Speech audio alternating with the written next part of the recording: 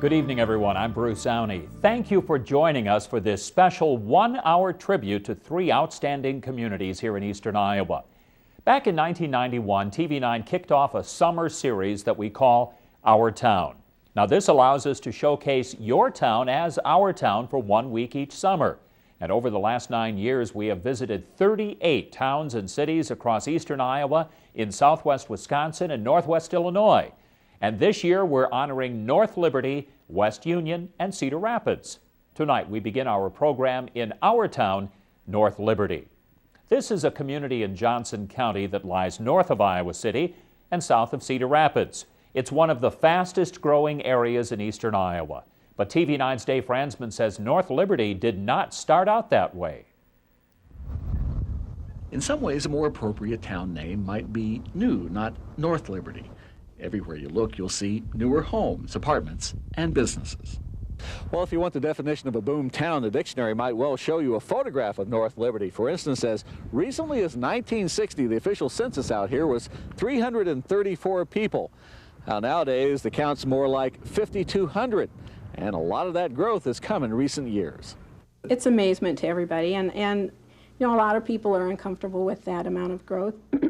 And yet, it has to occur. I mean, people have to have some place to live.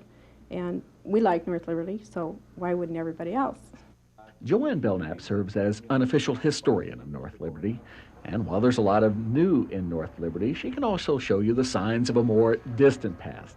A past that involved frontiers and farming. The first settler came in 1838, and originally people called the town that sprang up here Big Bottom, Big Bend, or sometimes North Bend. Those names referred to a nearby bend in the Iowa River, now part of the Coralville Reservoir. But before the name North Liberty stuck, some people also used the colorful name Squash Bend.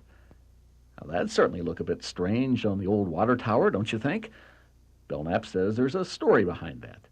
It was a doctor, Josiah Crawford, who somehow, there's different stories that he named the town because he grew a lot of squash. And some people say he was a quack. But we don't know that.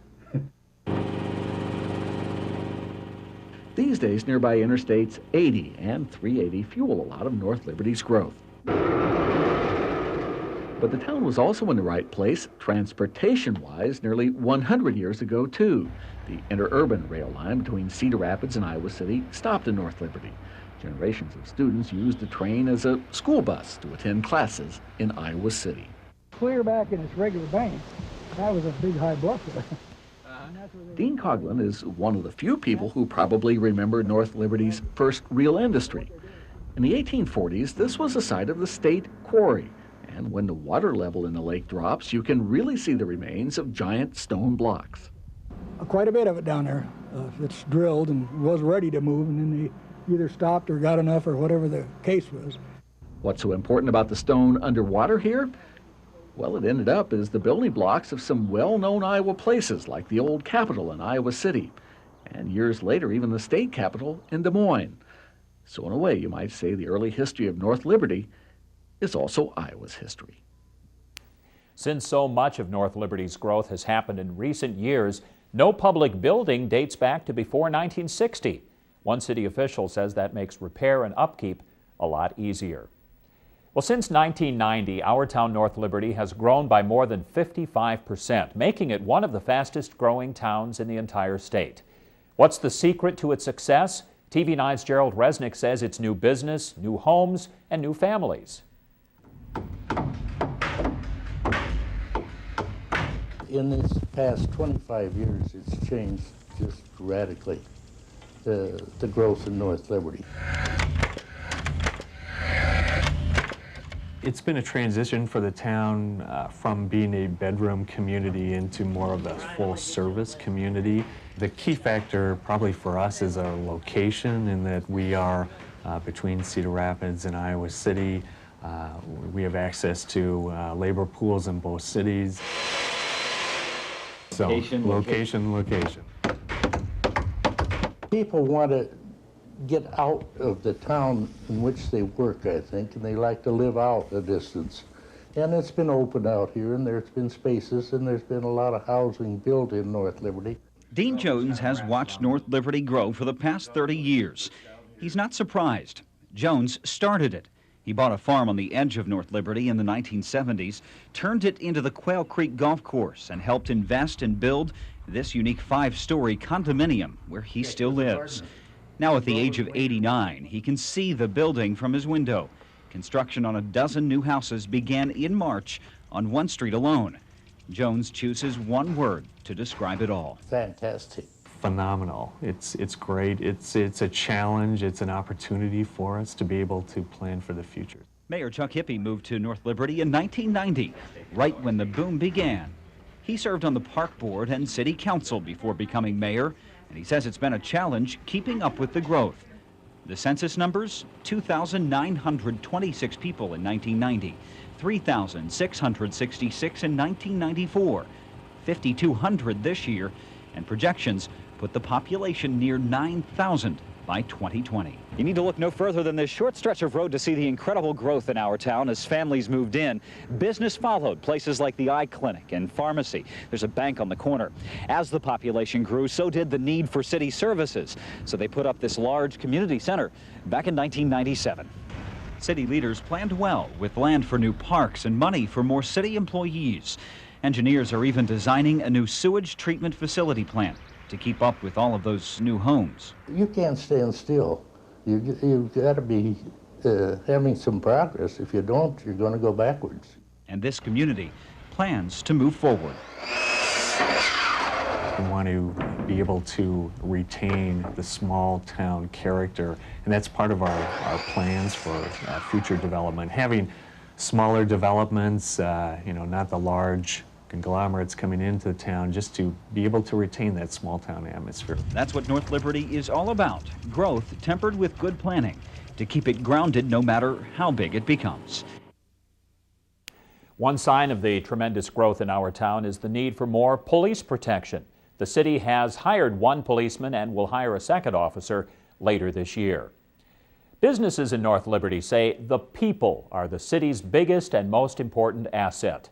TV9's Joe Coffey says as employees or customers, those people make it possible for local cafes and international businesses to thrive. Polyethylene and pasta. Whether it's $3.95 a plate or a $1 million order from overseas, the people of North Liberty agree business is good. I wanted to get in North Liberty and kind of grow with the town, hopefully. 27-year-old Ben Herco's pasta restaurant, Peschetti's, went from dream to reality a few months ago. He and his business partner decided the area was perfect for their noodles and 18 different sauces. Other North Liberty businesses were ready to help out. I've had tremendous help from the local area businesses. I get my spicy Italian sausage from Rob's Meat Market. All of our garlic bread is done right next door to Sweet Visions Bakery. And then Liberty Cones brings in our desserts, our ice cream. And so those three businesses really help me out because they're sending people here. And the product? I think it's good, being here several times. We have a big selection and it's good food. Now I see why the number 12 sauce is so popular with fans of spicy food. This spicy sausage Alfredo has a little kick. It's fun. Everybody's really helpful, and they appreciate the fact that they don't have to drive to another town to get what they want and to take care of their needs.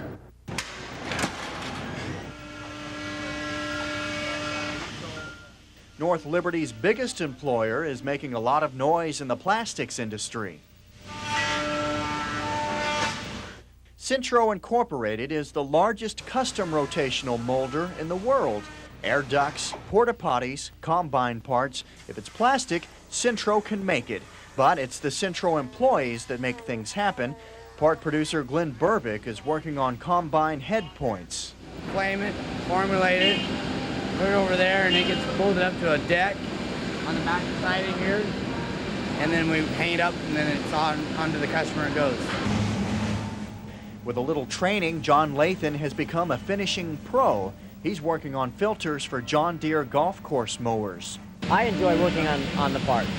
I finish, and I enjoy that job. I enjoy finishing the part to meet the customer's satisfaction. Centro operates 6 other facilities across the nation. Company President Gary Rosick says North Liberty is a perfect fit for Centro's headquarters. It's been so good that we've decided to add on at least 5 times here since 1990. So it's been good. As Centro keeps on growing and Sketty's keeps on cooking, North Liberty business will keep on thriving. To help economic growth along the western edge of North Liberty, the city recently approved a project to extend water and sewer services to the industrial area by Interstate 380. If you're looking for a ride on the wild side in North Liberty, TV9's John Campbell says our town is the gateway to the Sugar Bottom Mountain Bike Trail. The trail's an excellent trail. It's truly one of the best in the state, and it's one of the favorites in the Midwest. People like to come here because it really has something for everyone. The Sugar Bottom Mountain Bike Trail winds its way for 10 miles through the hills and woods near the Coralville Reservoir. It's divided into loops for shorter rides and rides of varying difficulty. And yes, there are parts that are difficult. A challenge to us is anything that we have a hard time negotiating, whether it's a tight and twisty trail going through what we call single track trail, or a tough climb that really tests your endurance, or even a fast downhill. It's rolling and fast. It's a lot of times it's dusty and the surface is hard packed, so you get going fast. It's challenging, it's technical. It's not like road racing where you get a whole group of people. It's more you against the trail than you against other people. And it's a good test of fitness and able to think on your feet and jump over logs when they come up and things like that. It's challenging. I really like getting air on the bike. Irene Schrader used to be a devout road racer, but trails like Sugar Bottom sing out to her. It's a great way to feel good and get in shape and get out in nature, and everyone should do it. Because it works you cardiovascularly, and you get to hear the birds and see the squirrels and everything. If you're in good shape, it's really pounds your lungs and heart more than anything. More and more people are apparently seeking that solitude, seeking that challenge. When I started out here in 1990, we would typically see 10 to 15 people riding on a weekend. And it was always people I knew, friends. And now we'll see, on a good weekend with nice weather, we'll see 250 people. Is that right? And yes, we had over 21,000 riders come through the trail system last year. The trail is closed in December for deer season, in March for the thaw, and is unofficially closed several other times. After a good rain, we like to have people stay off the trail for 24 hours, give it a chance to dry out. But when it is dry, it's there to be enjoyed. Give it a try, the Sugar Bottom Mountain Bike Trail, just north and east of our town, North Liberty. That trail is maintained by ICOR, which stands for the Iowa Coalition of Off-Road Riders. Well, the next stop on TV9's Our Town Summer Tours takes us north to West Union. You'll see a bustling Main Street that continues to thrive when others are just trying to survive. Plus, they're striking up the band for West Union's 150th birthday celebration. We'll be right back. This Our Town special has been brought to you by Alliant Energy. We're on for you.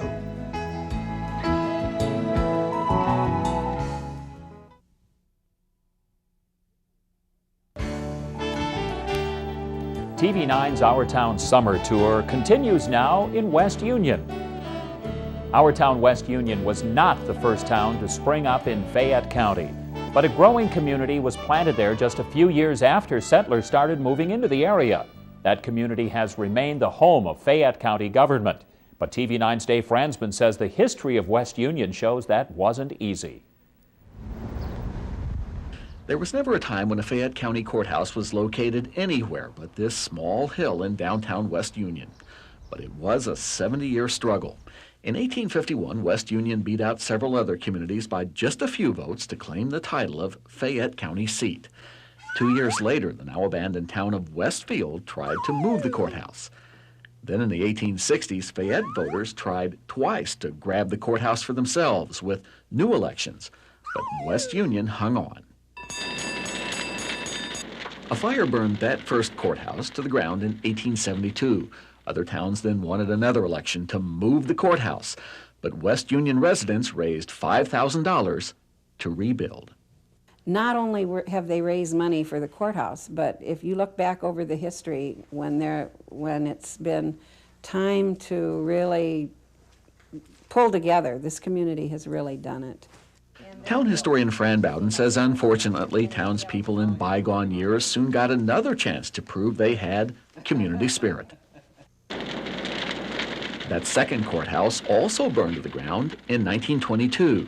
This time, Allwine offered a new home for the Fayette County Courthouse. But West Union residents dug deep and raised $100,000 to rebuild a second and final time. Even during the courthouse squabbling, West Union grew and expanded.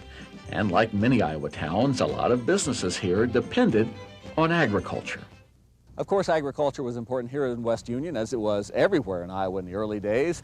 And in fact, one of the more unusual crops was grown on a farm that's where this hardware store stands today, and that is tobacco. In fact, here in West Union, they grew more tobacco and made that tobacco into more cigars than any place else in Iowa at the time. The tobacco was grown on this farm owned by a family named Carter. The cigars, advertised extensively, were rolled at several places in town. 89-year-old Dorothy Blunt is a living connection to some of the earliest days of West Union. Her husband was born in a house built by town founder William Wells. She remembers the one-time West Union tobacco industry. It was one of my cousins that worked out there. He had to keep, they had those open sheds with the air going through, and he had to strip those leaves and then keep turning them. A big storm destroyed the main tobacco shed in 1921, and that ended West Union's days as Iowa's tobacco capital. Certainly a lot has changed in West Union over the years, but some things remain nearly the same. 80 years ago, Blunt remembers the fun she had exploring Dutton's Cave, named for another early town settler. The rippling waters and cool green shade are just as inviting now as they were in the earliest days of our town, West Union. Town founder William Wells came up with the name West Union. History says he simply liked the word union, and there was also a West Union in his home state of Ohio. Well, across the country, many downtowns have turned into ghost towns, but that's not the case in our town. West Union hosts a main drag that is the most popular place there to eat, shop, or enjoy some company. TV9's Renee Chu shows why Main Street in our town has been a mainstay for 150 years and counting.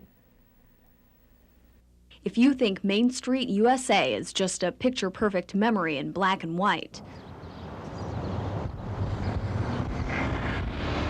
Main Street, West Union thrives in living color. Here in our town, the main streets are actually called Elm and Vine. Despite the names, they're the crossroads to West Union's main attraction. There's a small town atmosphere where you know a lot of the people and you can visit. And then if you have some business to take care of, we just can do it when we're in town. Taking care of business at downtown's 115 businesses brings in $37 million a year to our town. Easy to do when there's not an empty storefront in sight. There's only one small building that is empty, and that's being worked on to renovate it so that we can make more space because we need it very badly. The look of downtown may not have changed much, but the stores have. Our town historian Dorothy Blunt remembers how it used to be. We used to have 6 grocery stores in these 3 blocks, 2 blocks on Vine Street and 1 side street. And in the upper block, there were 2 men's clothing stores and 2 women's clothing stores. Now it's more than just food and fashion. The mix of stores has been a key to Main Street success, and the Chamber makes sure these stores aren't shopping around elsewhere to do business. We provide a service to all of these retailers to have services so they can do business planning. We want them to be sure that they stay here and thrive here. Woodard Insurance has thrived in its Main Street location for generations. I haven't always been here, but our office, as our business, has always been here since 1881. Another example, the Townhouse Cafe, where home cooking made its home on Main Street since 1920. We're busy, and that's the way we want it. While other towns have superstores like Walmart and Target, downtown serves as a one-stop shopping place for West Union. Right here on this street, you have a clinic, next to an insurance company, next to a restaurant. And if you want to frequent these places, well, it's going to be a little tough to find that parking spot. When you see that the parking is full and you see the bustling about, it's the feel of this community. A feeling that's always been a part of West Union. 6 Main Street businesses recently went through some minor renovations to their storefronts. They used fresh paint and new bricks to recreate the look of earlier days. For the people who live in West Union, 1999 ushered in a birthday year. As we've mentioned, our town is now 150 years young, so the community spent more than a year planning to throw itself a party. TV9's Gerald Resnick says this anniversary ties a strong past to high hopes for the future. That same year, William Wells came into the store and said that he came to Iowa and found a wonderful place where the prairie and the trees and forests all meet. Meet Judge Jacob W. Rogers, who helped found West Union in 1849. Here I continued my law practice in real estate. Actually, it's Jim O'Brien who is portraying Rogers for a sesquicentennial cemetery walk. What a wonderful dear husband you were, Samuel. Jan Stair plays Laura Ziegler, whose husband built the first bank and who also lived here in the 19th century. Stair, O'Brien, and 7 others took on challenging roles to teach people about their history during a birthday year, even if it's a lesson by a headstone. They become real people once you read about them and read about their lives and what their lives were like. They are no longer ghosts. You humanize them. You make them a real person. We fought at Vicksburg. We fought at Fort Morgan, Louisiana. Many died here, but left a legacy for their children. Organizers of the Cemetery Walk say it's written in more than just stone. I think it's given us a tie with the past and brought us all together so that our common goal, we have the same goal that those people did back then. We've only developed what they've originally built on, and we hopefully have done them proud of keeping a nice community and good place to live. And I do so love you. There's nothing like a parade to liven things up. Hundreds participated, even more watched this sesquicentennial event during the 4th of July weekend. Organizers hope to capture the true spirit of our town. Parade entries were organized by year, starting with anything and everything pulled by horse. Of course, there's progress. Attorney John Antes helped put the whole thing together. He says 1.5 years of work really paid off. I think there was a feeling in the community during that weekend of, hey, this is a good place to live. I mean, you could see it. People downtown, the business owners, they painted up their stores. They cleaned up, and you could just feel it, the atmosphere. The people were charged, were fired up about West Union. They should be. Antes says people who live here care for one another.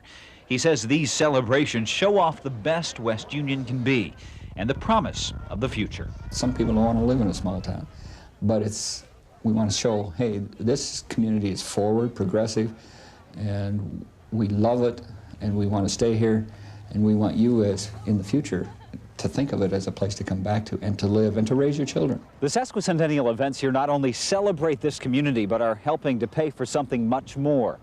Once dedicated, this gazebo will serve as a lasting testament to the first 150 years, and many hope 150 more.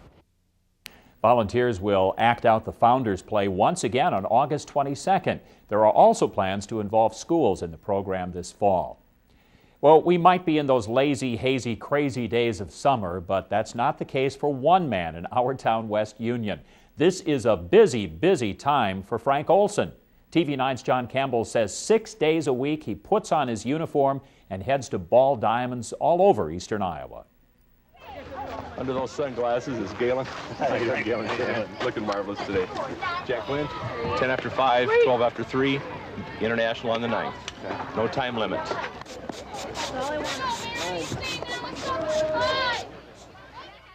Besides umpiring softball 6 days a week, Frank Olson of our town, West Union, officiates boys and girls basketball, volleyball, and football. He's been doing it for 28 years. And unfortunately, now I'm seeing the grandparents and the grandchildren of the children of the children. So, yes, it is. It's a way for me to stay in sports. Safe! The rule book is pretty definitive as far as what's right and wrong, and it's up to me to interpret that. I feel like a judge, jury, and lawyer at the same time. There's always somebody that knows more and does more, and sometimes we make mistakes. But unfortunately, we are the final say, and that's the way the game goes. I've had some very uncomfortable situations in my officiating, including being escorted out of town by irate fans a few years ago. That was uncomfortable. Back three, batter's out. 25 for position 3. Yep. 25. Frank says there's a growing lack of respect from players and parents, but in the long run, the pluses of officiating far outweigh the negatives. Seeing these kids in competition, but then also in the mall and in life, you know, that's what's fun, because people come up to me and say, you know, I remember when you did this, and you ref my game, and I guess I've always tried to smile and have a good time, and they remember me some way or somehow, and also I hope it's good. Frank Olson says the umpiring fraternity is a close one, and although he's been doing it for 28 years, Frank has no plans of retiring. He also encourages young people to get into officiating. An important moment in U.S. history means a lot to our town, Cedar Rapids, too.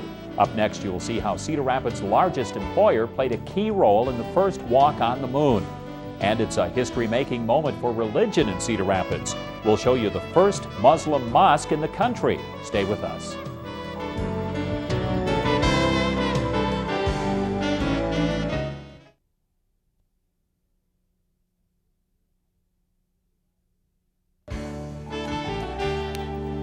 This year, our town, Cedar Rapids, reached a milestone. The city is celebrating its 150th birthday, but the history of our town goes back much further than that. It started with the first pioneers and profiteers who came looking to make a home, make some money, or both. TV9's Dave Franzman says the history of Cedar Rapids includes some significant events and some colorful characters. It was the Cedar River that beckoned those first settlers. In the days before railroads or real roads, the water was a source of transportation. The rapids also promised power for mills. First came the hunters and trappers. Osgood Shepherd was one and usually gets credit as the first Cedar Rapids settler, putting up a combination cabin and tavern in 1837 or 38. But many history books don't treat Shepherd too kindly. Various writers call him an opportunist and claim jumper at best, and a horse thief at worst. One longtime Cedar Rapids businessman says, unsavory character or not, Shepherd was important. As a horse trader, horse thief, developed the first bridge across the river and charged exorbitant fees, and then stole the guys' horses when they came back.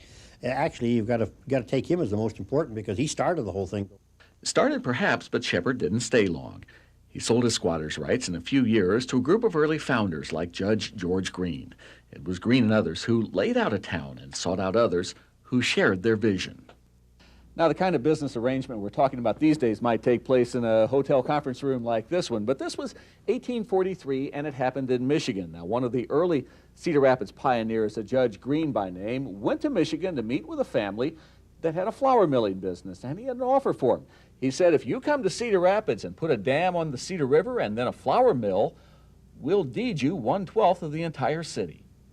That's how John Ely Jr.'s family came to Cedar Rapids in the 1840s, and at one time owned 1/12 of all the land in the early city. His ancestors were literally recruited and built that dam and mill. Especially somebody that had some capital. Oh, come on out here to this new settlement that we're starting. We could use you. We got to build infrastructure. They probably didn't call it infrastructure in those days, but that's what it was.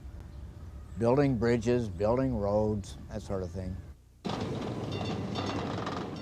And the building went on. Both new homes and new industries sprang up in what would become Iowa's second largest city. But growth also brought some conflict. Marion was the county seat of Linn County for many years, but as Cedar Rapids grew much larger, residents wanted the courthouse moved. It took 5 votes over the years, but eventually in 1919, Cedar Rapids voters won, and the courthouse disappeared from Marion and reappeared on Mays Island in the middle of the Cedar River. The earth shook for miles around in May of 1919. The grain dust explosion that leveled the Douglas Starch Works business killed 43 workers. It remains the single most deadly disaster in the history of Cedar Rapids. But a new plant at this very site was rebuilt and reopened by the Pennington Ford Company. But it is mind-boggling when I think about all the things that have happened. I really do. Longtime businessman Harold Becker says determination is a good word to describe some of the early industrialists and businessmen in Cedar Rapids. Despite setbacks and obstacles, they put the city on a path for growth. And in the early 40s and 50s, when I came back from service in the 40s, I mean, there was this strong motivation to make Cedar Rapids hum, and they did. Helen Arnold Olson says there was even a name for a special group of community movers and shakers. They called themselves the Horse Buyers Club for reasons she really can't remember. Her ancestors, including Sutherland Owls, helped start Iowa Electric and the Crandic Railway and were part of the group. They were a power behind the scenes in Cedar Rapids for 2 generations. A group of people that got together at lunch, because that was their time to do that. They'd talk to each other, they'd support each other. I have stories from my grandfather that if one company was having trouble or one man was having trouble making a payroll one week, everybody would pitch in and help him out. Cedar Rapids was home to many well-known people over the years. In the world of business, Arthur Collins was a famous name in communications. Although artist Grant Wood was born near Anamosa, he lived and worked in Cedar Rapids for years.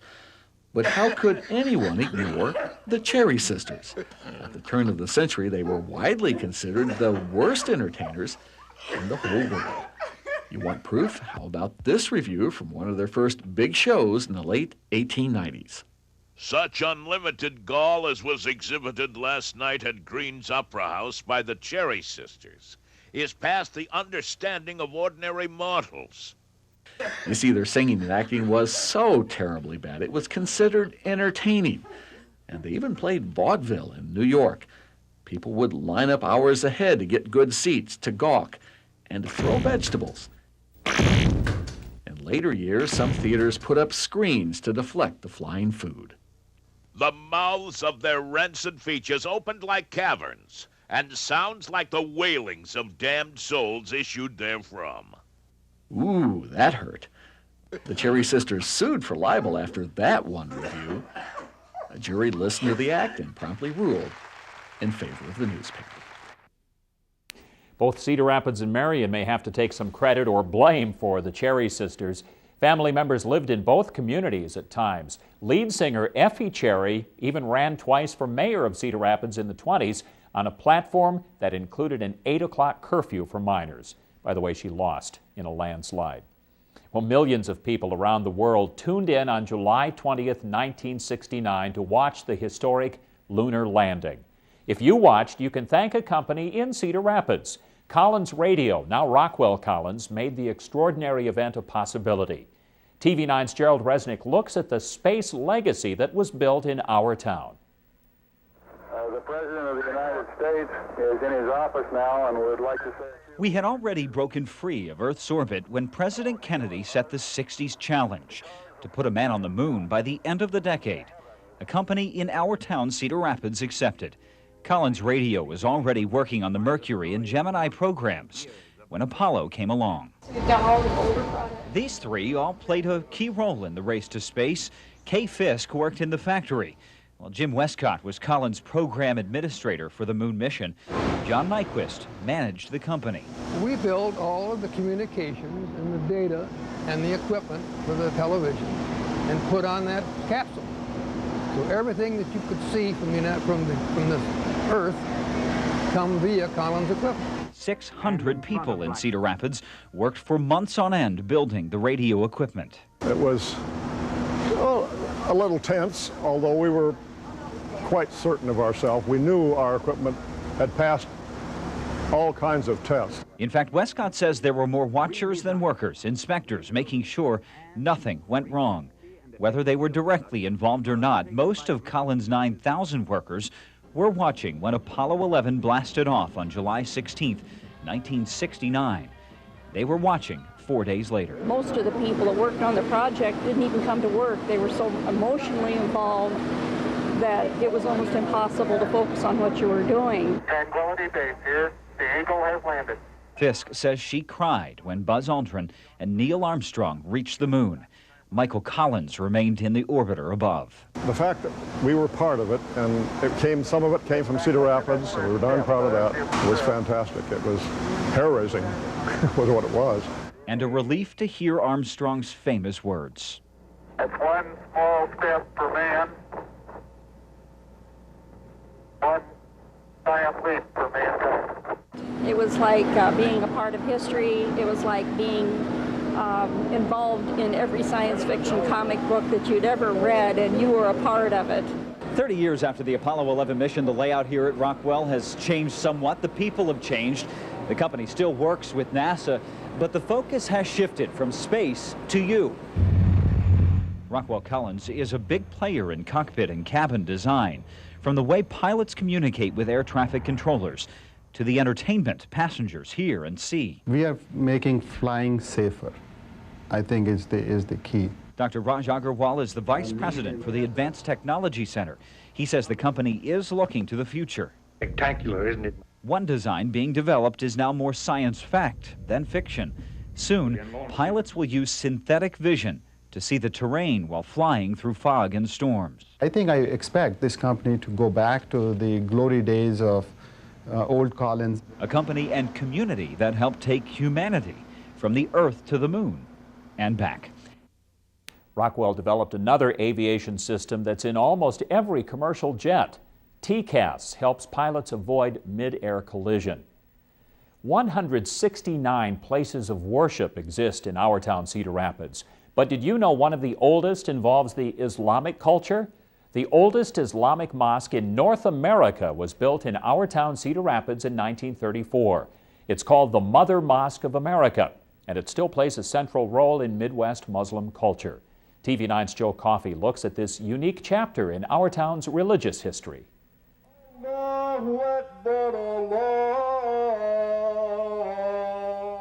Muslim prayers 5 times a day are nothing new to our town, Cedar Rapids. Since 1934, Cedar Rapids Muslims have had a place to offer prayers to Allah, first at the Mother Mosque of America, still tucked away in this quiet neighborhood on 9th Street Northwest. This mosque was the first one built on the continent. This mosque becomes the home for many people all around the state. So they start to look at Cedar Rapids as symbolic of Mecca to the Muslims. Another mosque, the Islamic Center, was built in 1972. That's when the old mosque was sold and turned into a teen club and then a series of churches. It became a mosque again in 1990 when it was bought by the Islamic Council of Iowa. Since then, it has also served as an Islamic education and research center. Allahu Akbar. Most of the Islamic community now worships at the Islamic Center on 1st Avenue Southwest. They come from all over the world, from Africa, India, South America, North America, everywhere, all over this country. 16-year-old Akram Inshanali says the different nationalities are as one when they kneel toward Mecca. From Cedar Rapids, that's northeast, using the shortest distance around the globe. Like many places of worship, the Islamic Center is more than just a place to pray. This is where they get together and get to know each other. If a new family comes from anywhere, they need help or anything, this is where they come. Everybody knows this place. This accommodating facility serves the needs of 200 Muslim families in the Midwest, but not forgotten is the original structure. On the wall, you can still see some of the first Muslims who worshipped here and established a religious stronghold that continues today. The Islamic Center has continued to grow since it opened in 1972. The mosque is exploring the possibility of creating an Islamic school and a recreation center on the property. The Mother Mosque of America continues to host tours and informational seminars on the Islamic religion. If you have a taste for unique art, take a stroll through downtown Cedar Rapids. You'll see how the outdoor art adds to the ambiance of our town up next. And they came to America Then many came to Cedar Rapids. You'll hear about the influx of immigrants to our town. Stay with us.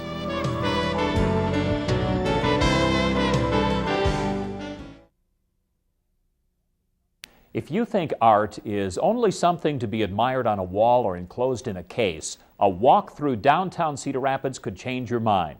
A variety of outdoor sculptures in recent years has subtly changed the city's streetscape. TV9's Renee Chu shows you the art that's embedded in the heart of our town. If the object of art is to give life shape, then perhaps the object of public art is to shape downtown life. From a gusty day in St. Louis to soothing summer ripples, these sculptures are silent witnesses to our busyness of life, even if people are too busy to notice. I think it opens up art to people that maybe haven't had a lot of art in their life previously.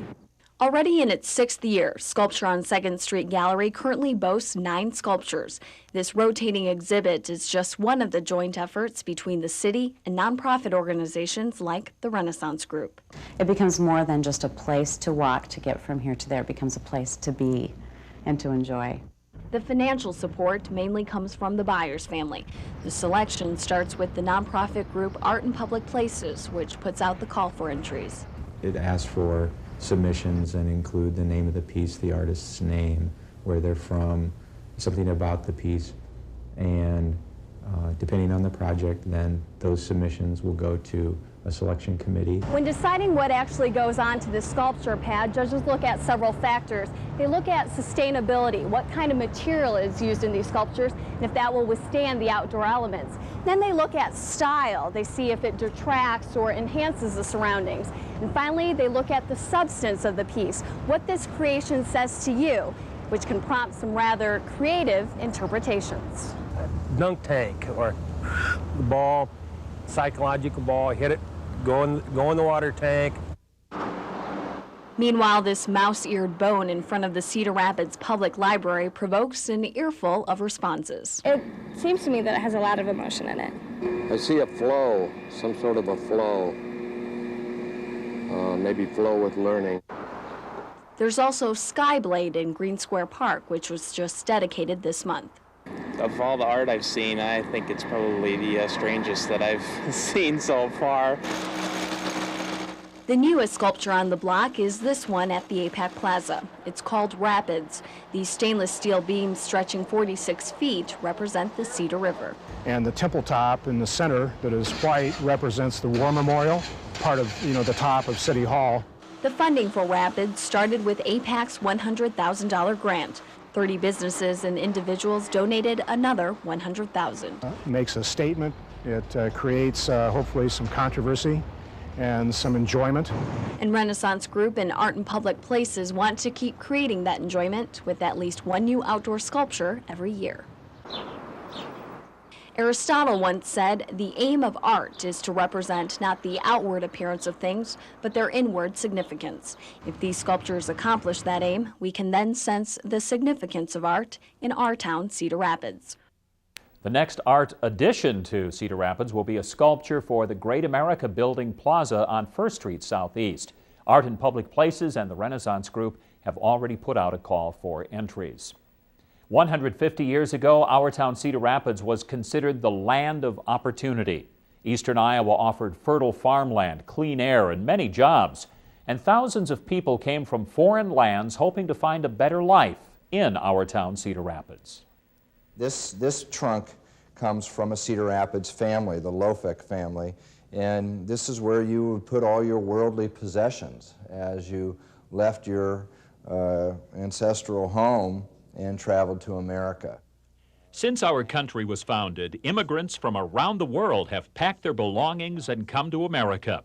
It wasn't until the late 1880s that they moved across the Mississippi to our town, Cedar Rapids. Those immigrants, including the Czechs, were searching for better opportunities. Mr. Sinclair, who ran the meatpacking plant, actually advertised jobs available in Cedar Rapids and in Czech lands, and so he recruited people to come here. That Czech-American population is just as strong today. Our town, Cedar Rapids, is home to the National Czech and Slovak Museum and Library. And next year, ground will be broken for another museum in Cedar Rapids. This one, the African American Historical Museum. We have done some research, and we know that the oldest African American church here in the area is Bethel. And a lot of our information, a lot of our interpretation in the new museum will be centered around that. While the African Americans were coming to Cedar Rapids looking for jobs, so were the Lebanese. Bill Ossie is a Cedar Rapids business owner, and he comes from a long line of business owners. Ossie's ancestors opened the first grocery stores in our town, Cedar Rapids. Maybe 100 years ago they talked about people pouring into this country, melting to build a new nation, but it's really a collection, a mosaic of peoples. To learn more about the history of our town, Cedar Rapids, you can visit the National Czech and Slovak Museum and Library, the History Center, and the Museum of Art. Well, we hope you've enjoyed visiting the communities of North Liberty, West Union, and Cedar Rapids this last month and this last hour. They're some of many places that make eastern Iowa such a special place to live, and that's why we call them our town. I'm Bruce Downey. Thank you for joining us.